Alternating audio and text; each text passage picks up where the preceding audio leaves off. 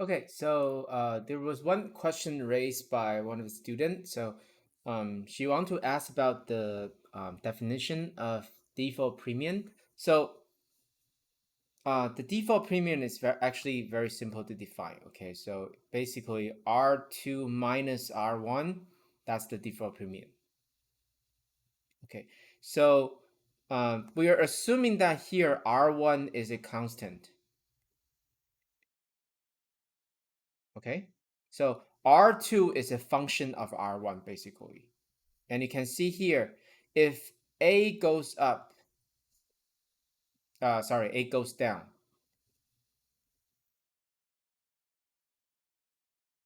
as A decrease. Okay, so when A decrease, what happened? When A decrease, these things increase. So R2 increase, right? And this is a constant, does not move. This one increase, obviously the default premium also increase. So A decrease. What happened is R2 will increase, and obviously at the same time, R2 minus R1 also increase. And that's why here, remember, this is R1, this is R2 rate, right? So R2 decrease, wait, R2 increase, sorry, increase. So it become even steeper. Is that clear?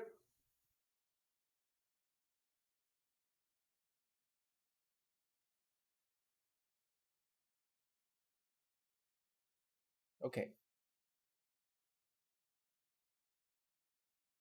So I've shown you why asymmetric information and can cause the interest rate to be different for borrower and lender. How about other possible reason? Okay. Mm, like I said before, so there's a simpler mechanism to ensure that the bank don't care whether you're a good borrower or bad borrowers, as long as you have a collateral. Okay, so basically you you make your house a collateral when you do a mortgage loan, and when you do a car loan, then car is your collateral. When you don't pay the loan back, that's fine. The bank will seize your property. And now let's assume H is the quantity of housing owned by consumer. That's basically how much, how big the house is, or the unit of house, basically. And P is the pricing of the house. But this price is in the future period. Why is it the price in the future period? Okay, you can imagine that, for example, the government don't allow you to trade the house 6 years within you buy the house, or like in Taiwan, if you buy a house within 6 years or 5 years, I don't remember exactly, but basically, if you you sell the house to other people, then you need to pay a very high trading tax. So most people don't do that unless you really, really need the money. Okay, so we say that the housing is illiquid. It's not a very liquid property. So it cannot be sold in the current period. Okay, but it can be used as a collateral to borrow money, right? Okay, so in this case, the lifetime budget constraint looks like this. My current consumption and future consumption and discounted That's the lifetime consumption in current term. And this is the this part is this part. This part is the lifetime wealth. Remember?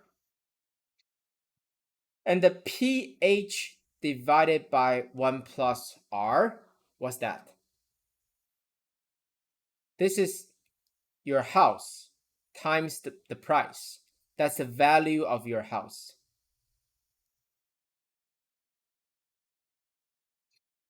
And if you discount it by 1 plus R, that's because that's in future period, right? You need to discount back to current period. So that's the lifetime value of your.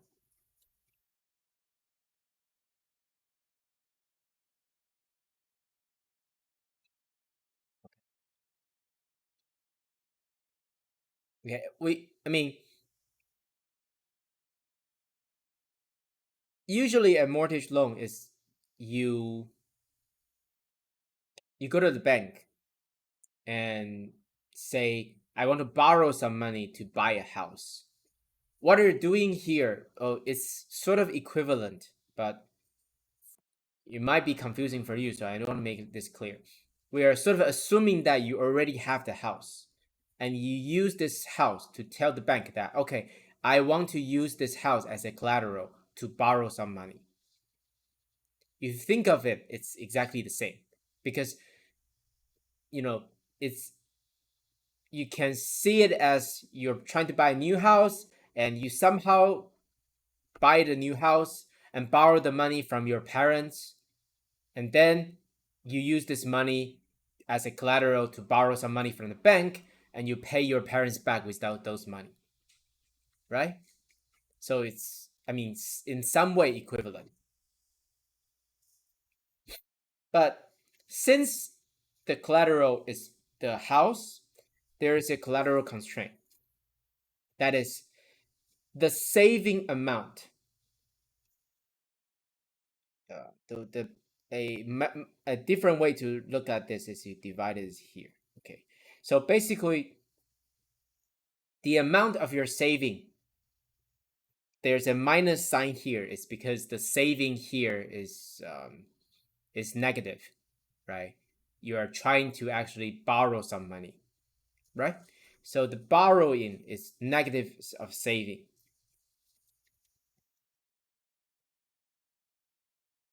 Your borrowing times the interest rate will be less or equal to the amount of housing property price. Basically, what that means is your house will worth 1 million uh, next period. Then 1 million divided by the 1 plus the interest rate, that's the amount that you are able to borrow. Because suppose this number is say 0.9 million.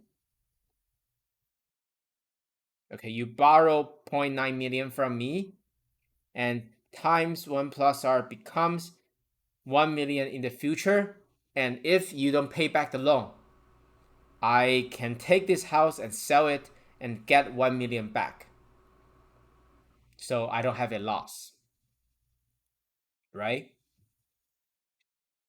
So that's why the most you can borrow is going to be pH divided by 1 plus R, or the borrowing times 1 plus R need to be less or equal to pH.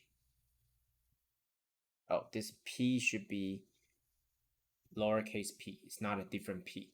The same P here.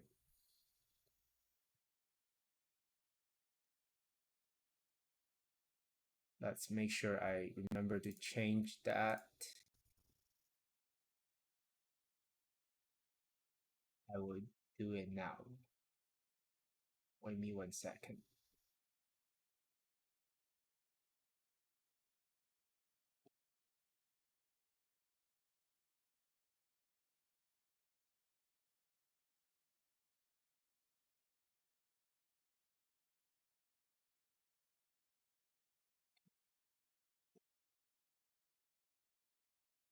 Okay. So this is equivalent to what? I mean, if your saving is no bigger than that, what means is your consumption cannot be greater than what? Cannot be greater than what you have and what you borrow, right? This is minus S basically. What do you borrow? So you can borrow say 0.9 million, and this is your endowment. That's the most that you can borrow. So together your consumption can only be less or equal to this amount, right?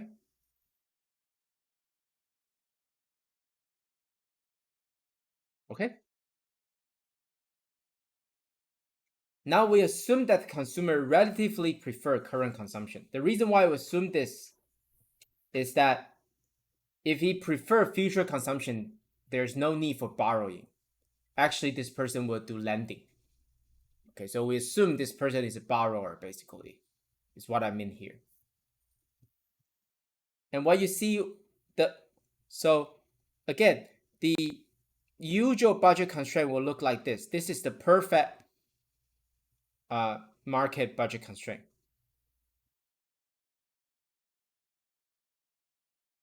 Okay, let's assume you don't see two lines. Okay, so this is um,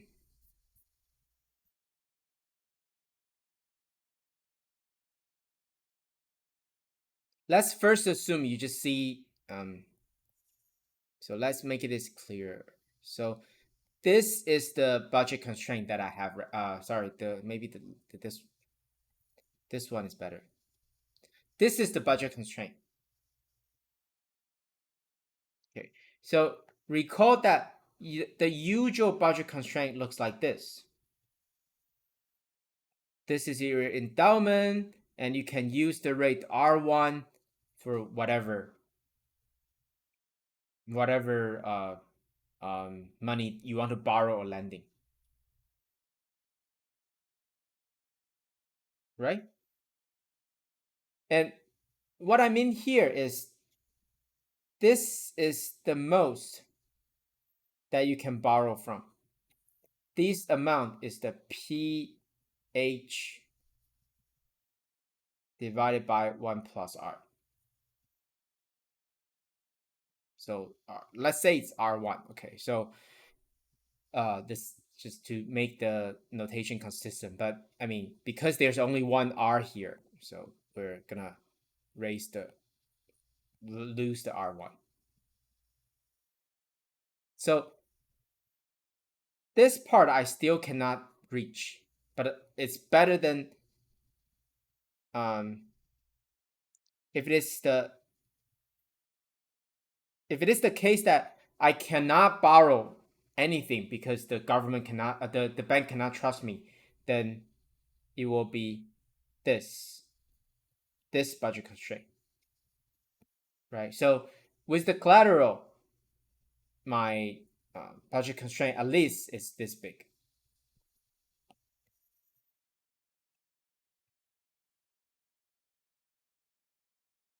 So again, budget constraint looks like this. The most that I can borrow is this amount. This is the PH divided by 1 plus R.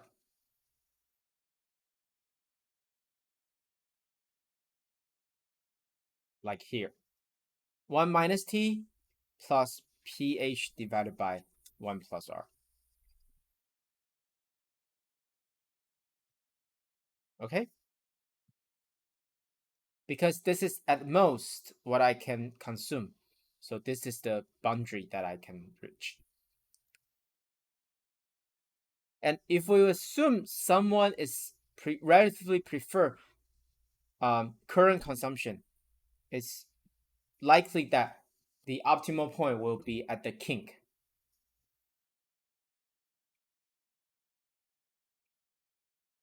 And what happened when P decrease? The price of the housing decrease. What happened?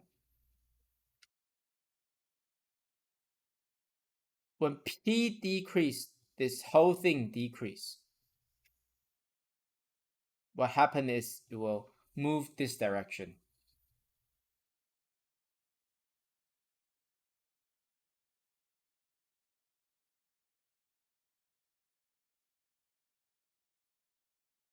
And this part also decrease, right? Or look at this way. This part decrease and this one decrease. So it is moving parallelly here and also here.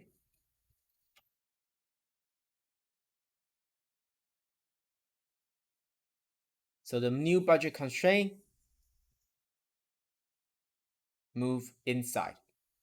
And when the budget constraint move inside, the new optimal point is here. What happened is my future consumption actually doesn't change. This is my future consumption. C plum equal Y plum minus T plum. That's the same consumption. But my current consumption, everything lost is to my current consumption.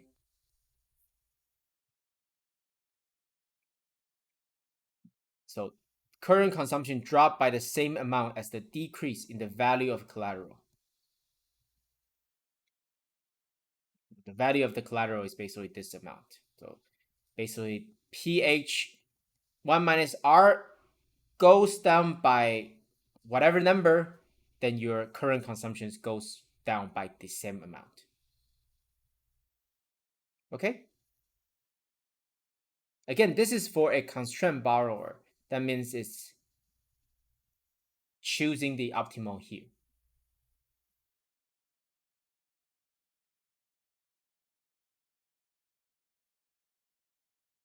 Questions?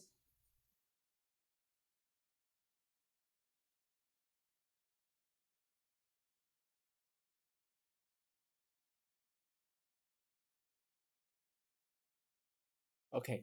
So why I'm doing an experiment where P decrease? Because that's the last financial crisis, right? What you see here is the relative price of housing in the US. You can see that from 2000, the housing price go up. This is a relative pricing, so it's 100 is the base year, okay, base price year, and it goes up from 100 to almost 180 in '06. That means the increase of the house price is 80%. But then from that year, it heavily dropped. So P decrease. So when P decrease, what happened? Your current consumption goes down by exactly those amount because your future consumption stayed the same. Everything goes to your current consumption. The prediction is that when P goes down, current consumption goes down, and it's 1-to-1 decrease. And when you see the, so this is from '06 to '10, right? And here from '06 to '10. This is the consumption percentage deviation from trend consumption. You see that the consumption goes down by this almost the same slope.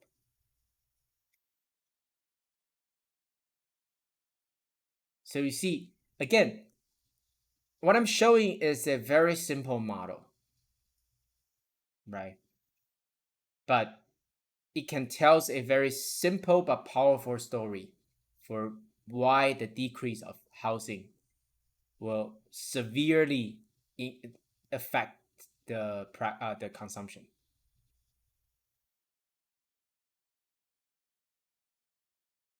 Any questions?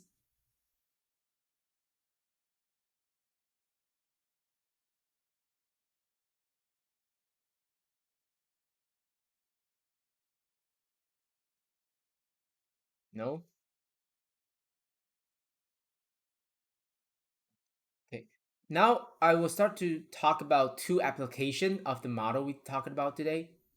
The two applications are all based on the Social Security problem that I mentioned earlier today. So, like I told you, a Social Security system where um, has two sort of scheme. One is called the pay as you go.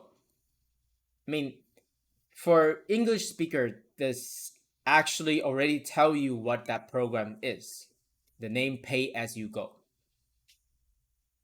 Okay, so uh, the sort of scenario that you should imagine is that there is a uh, mm,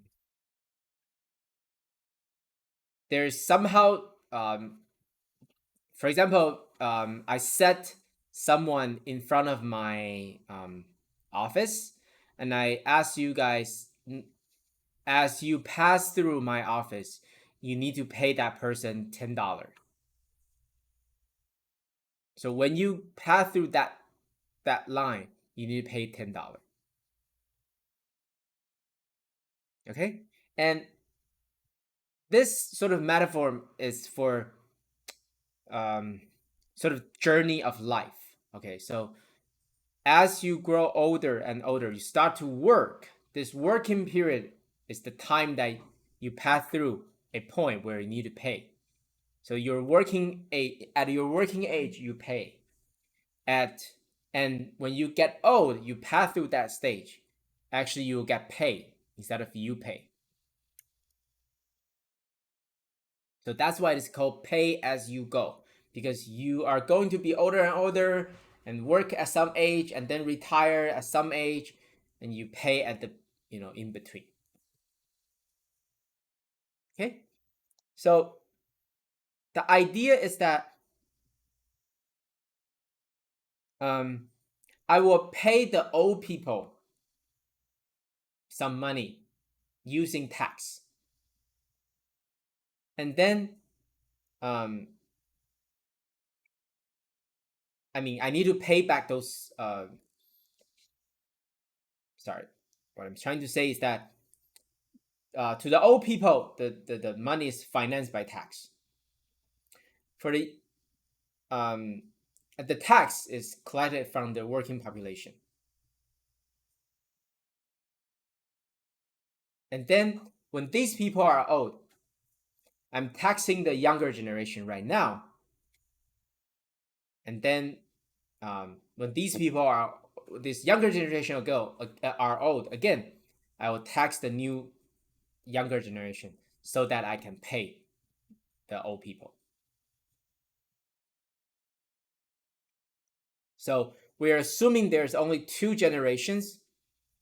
So there's generation young and generation old. 1 year later, 1 period later, the young become old. Old die. Some new people join the young generation. Next period, this period's young generation become old. Old generation die. Some new young generation come in. And the young pay Social Security tax T, lump sum tax, and the old receive Social Security benefit B. So this kind of model is usually called the overlapping generation model. So what is overlapping generation is like this. So young, usually, this is sort of recursive model. So the first period doesn't really matter, but assume in period one there's only young generation. So young generation become old, and there's new young generation come in. This new young generation become old. So Period 1, there's young and old. Period 2, there's also young and old generation. Period 3, there's also young and old generation. But remember, this young generation is different from this young generation. This young generation actually, well, this graph is this older generation.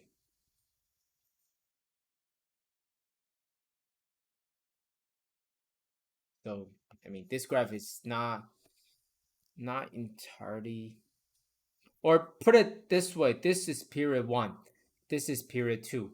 So young generation, old and young generation, old and young generation, old and young generation, old and young generation.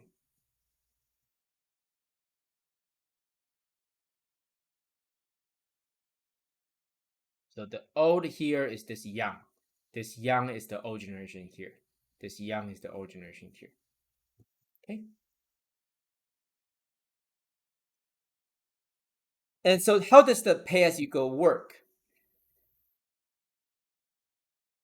So let's assume that the Social Security program is introduced in period T, and there's a population growth. So, like, I forgot which model exactly, but we assume the uh, population growth is, I mean, I forgot which one exactly, but the population growth is totally exogenous.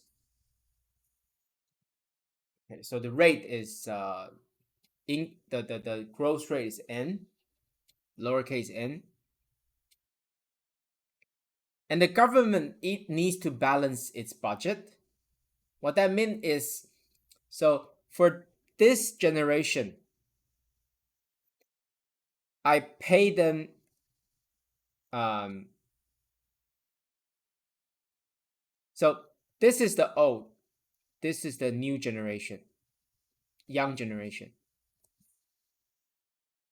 right? Because this is next period. Next period generation is young generation, right? Okay. So the old generation each receive a benefit B. The young need to be taxed T, right?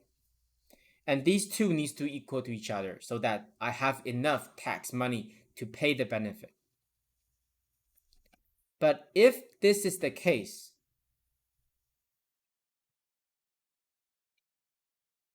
I mean,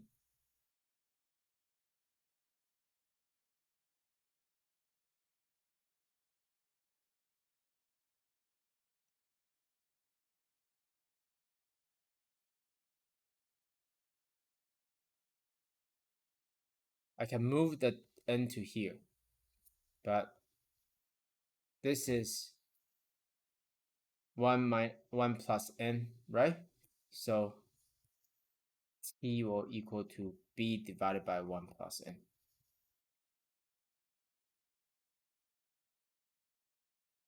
So this is the relationship between tax and the benefits for the young and the old.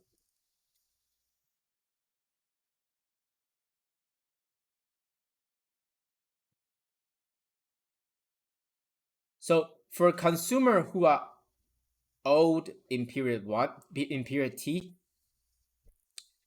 for consumer who are old in period T, I mean, because this is an old person, right?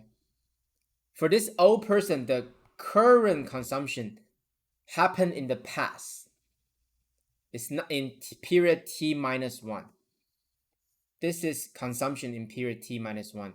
This is consumption T in period T. So this already happened. Obviously, this program cannot change the consumption that has already happened.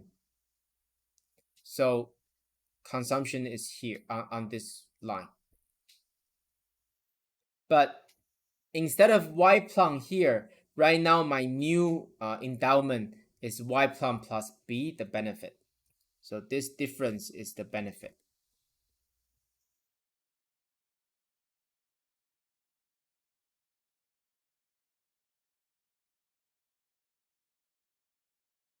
Okay, and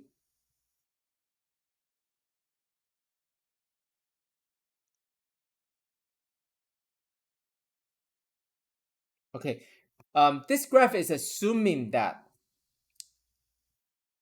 hmm, this is really a bad graph to say this. So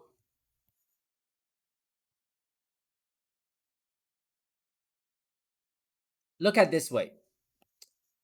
This graph is sort of assumed that this person can imagine that in the future period, this program will be introduced in period T. Okay, so endowment originally was here. This period T minus 1, nothing changed. And T in period T, I will get a benefit B because the program is introduced in period T, right? So my endowment moved from E1 to E2. And I'm assuming there's no credit market imperfection. So the budget constraints simply shift out.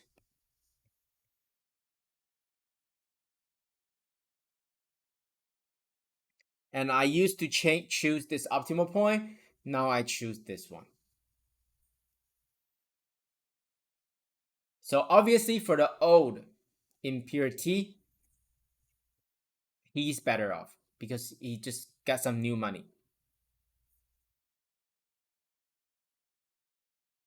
And for consumer who's young impurity and all the generation in the future, what happened? This is the original endowment point, so that the budget constraint is this. What happened is I need to pay a tax, this tax in this in the current period, and the tax is equal to b divided by 1 plus n from here. So my current consumption needs to go down by b minus 1 plus n. And my future consumption can go up to by b, right? That's the benefit I get from next period.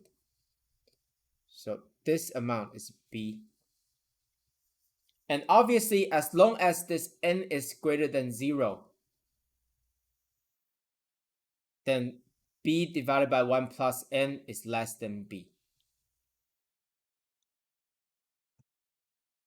So this is a relatively small. This is relatively a large amount. And as long as this is large enough so that the implied slope, this is the implied slope.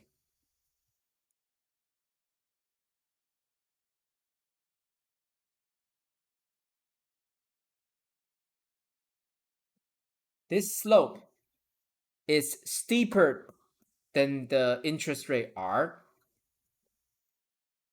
the slope of this line.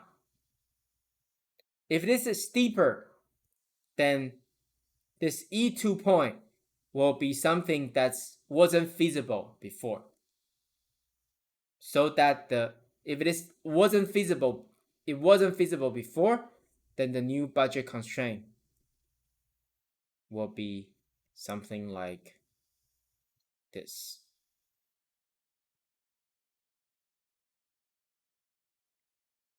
Is that clear?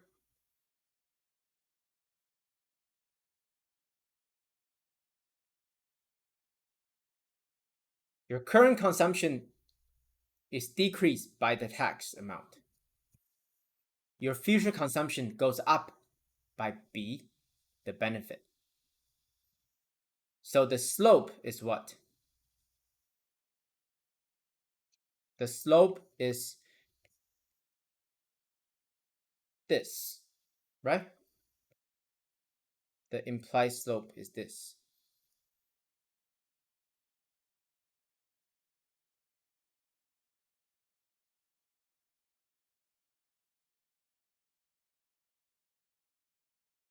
Sorry, this slope should be 1 plus R.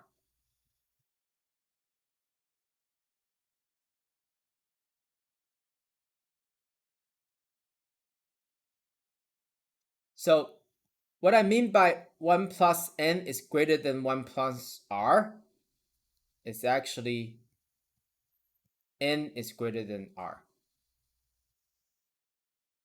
What is n is greater than r? That means the population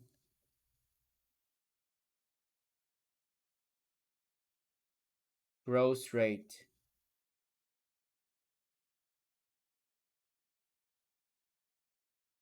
is greater than the interest rate.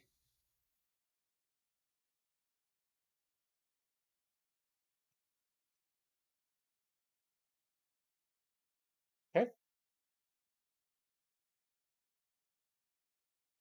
So the pay-as-you-go program is beneficial only if the population growth rate exceeds the real interest rate, right? If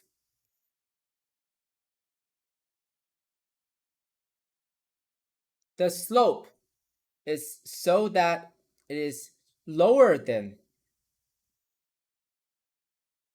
the interest rate, then it will go to a point like this, and the implied budget constraint will be something like this.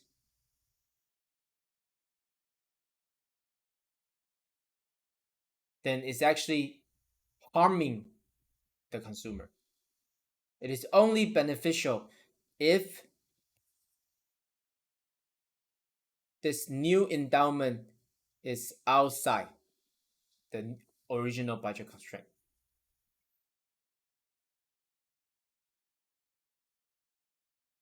Why is that the case?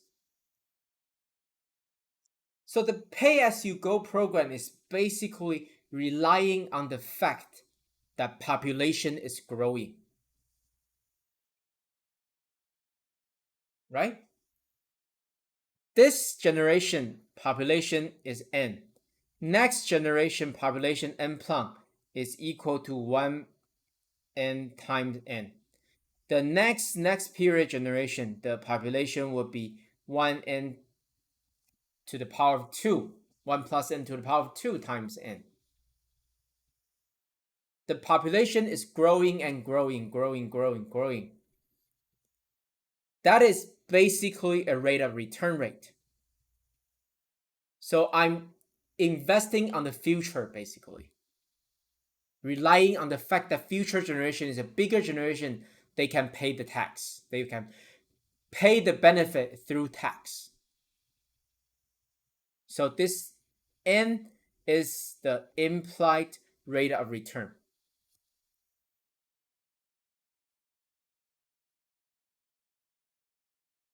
Okay. And I mean, do some people, some of you should know this, but can someone tell me, I mean, whether that's the case in Taiwan, for example? Your parents' generation's population, is it the same as your generation's population, or your generation population is a smaller generation?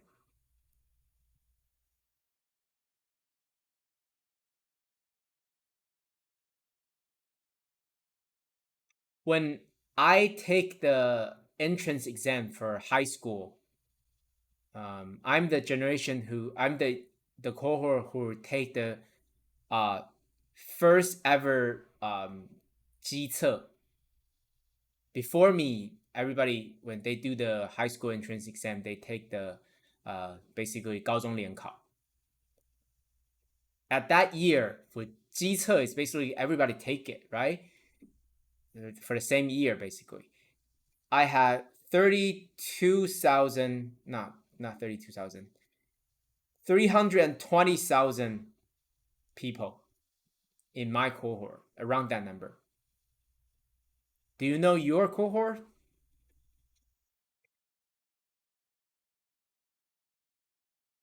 Any number estimation?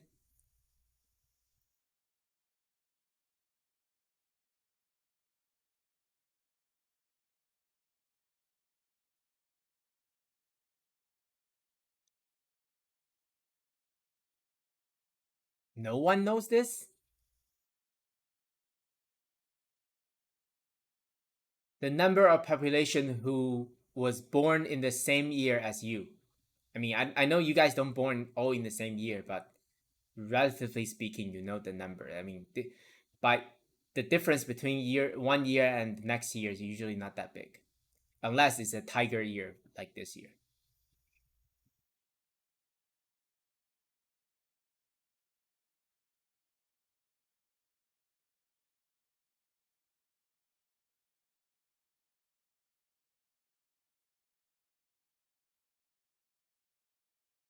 No one knows, or no one want to reply me. Your class participation is that low that you don't even want to answer me a simple question like this.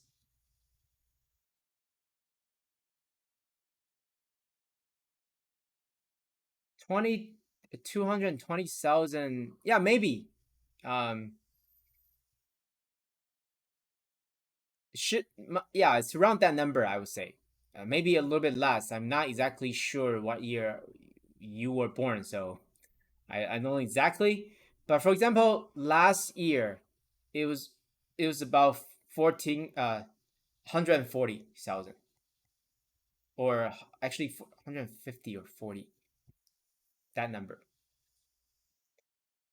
And in my parents' year, those called the baby boom, after World War II, those were like 600 something per year. So the number is decreasing, not increasing. That means the n is actually negative.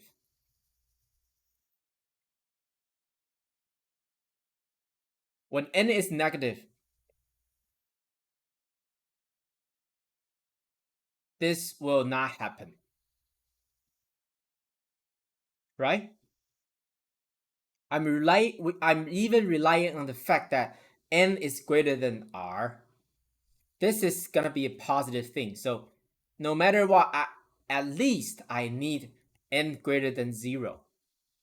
If n is negative, like what we've seen in Taiwan right now, this is not gonna be a working program.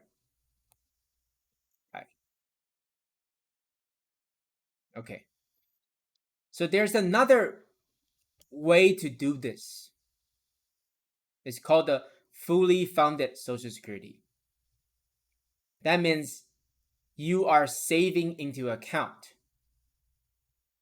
and the government will basically invest those money for you, and then you will get the total invested return amount in the future. So I like it right here. The system is the Social Security payment of the working population are invested in asset, and the payoff of these assets finance the Social Security benefit for the old people. And you can think of this as a mandated saving program. I require you to do some saving.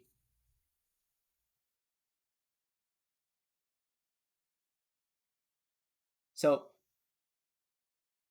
why is this beneficial?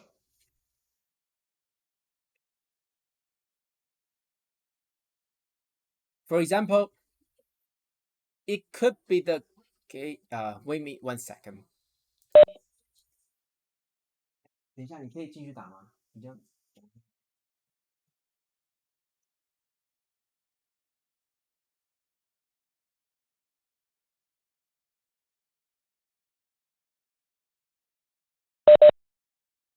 sorry. So suppose your endowment point was here, and somehow you cannot receive that. For example, suppose you are facing a borrowing rate that's this. Okay, and then so you're choosing an optimal at this point F. But the government mandate you to do some saving. But they do the investment for you so that the return rate is different, so that you are basically facing a rate that's this, then your optimal can be the point D, so that your um, utilities improve. Or an even simpler example is where some people, they were not aware of the fact that they will be uh,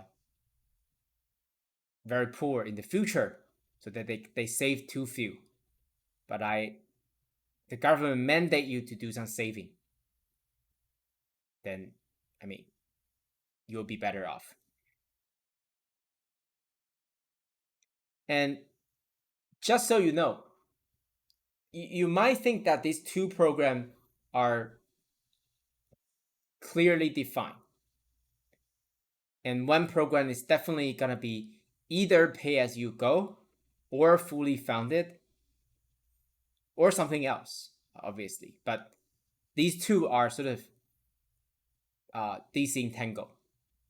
But the fact is, for example, if you ask me what 国民年金 is actually a mix of fully funded Social Security and pay as you go. The reason is, think of this: the government will definitely pay those benefits through tax, because that's how they spend the budget. The only problem is how they use those money that being saved, being saved in the account. Whether those money are exactly called tax or saving of the Social Security. And even if it is a fully funded Social Security, when there's not enough money, the government might use the tax to throw into the account to pay the benefit. In that case, it's closer to the pay as you go, right? So it's actually always a mix, sort of. Okay, so what are the pros? Good thing about fully funded Social Security.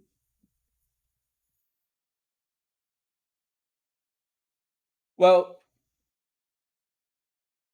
it sort of help the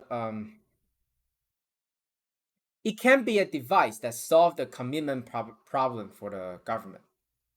What I mean by the commitment problem, so in the perfect world, the government could announce to the public that no one will receive assistance from the government when they retire. So you need to save your own account. Okay. But the public will understand that the government will not actually commit to such a policy, cannot really commit to that policy.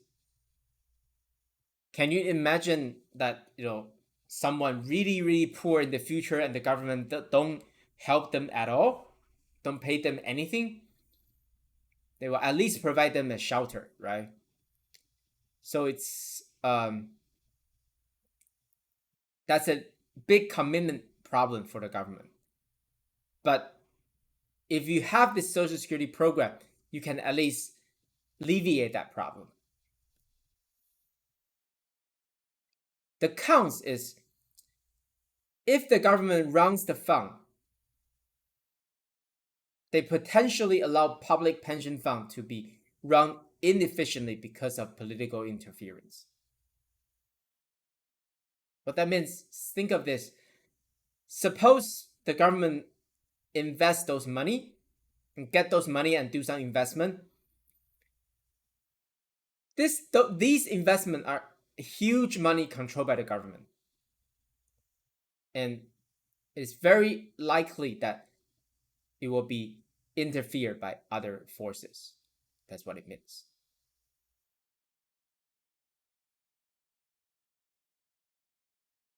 Okay. And another problem is, if the, like I said, the previous slide, the counts part, the saving the commitment problem part, if the government will eventually help you if you're too poor, and if you don't care that, if it is just a shelter for you, if you only care that you can live a sort of livable life in the future, then you you don't want to save at all, right? If you save nothing and consume a lot right now, I mean, the government say that they will not help you in the future, but when the future comes, um, I will not hesitate to do that. Or another way to say this is, another aspect is that if I can choose um, what they saved for retirement, what where they put the money to, there's a moral hazard problem. The moral hazard problem is that I will invest to very risky assets. Why is that the case? If I invest a lot on that risky asset, risky means high risk but high profit when the profit go through, right? High return. So when good thing happen, the return is actually really high. I have a really high return. Then I'm happy in the next period. But if something bad happen, I have negative return. Doesn't matter. I will count on the government to save me.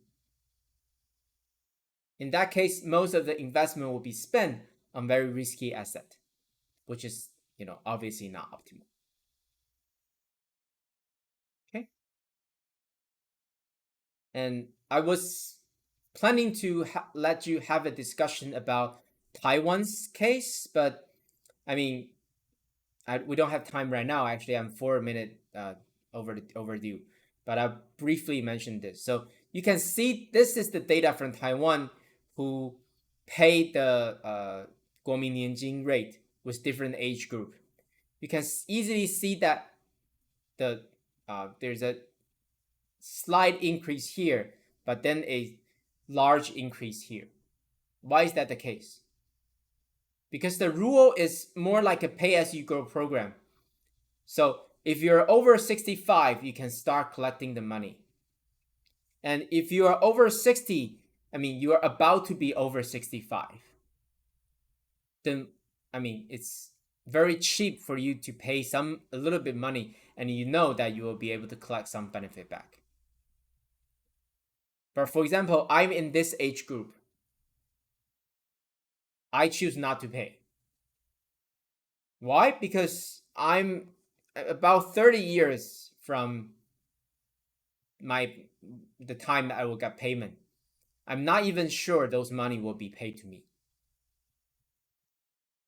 Right? Because like I said, the program actually may broke up. Sorry, bankrupt.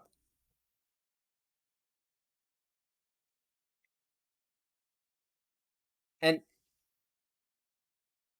another problem, I mean,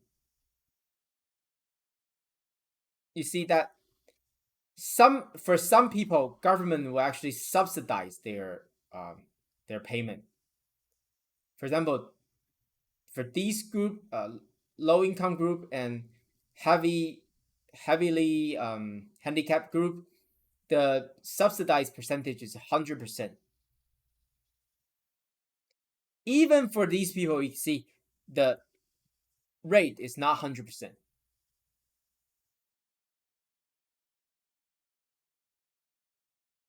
But this rate is much higher than this rate, this 40% rate, right? Because it's much cheaper for them, and there's a stronger incentive for them to pay. but they are also more risky. They need more payment in the future. And the discussion question that was intended to push up is for you to think about these two phenomena and make some comment about this. But sorry, we don't have time today, and sorry I'm overdue for 7 minutes. You are happy. You are welcome to stay for another 3 minutes, I guess, before the TA session. But otherwise, you are free to go.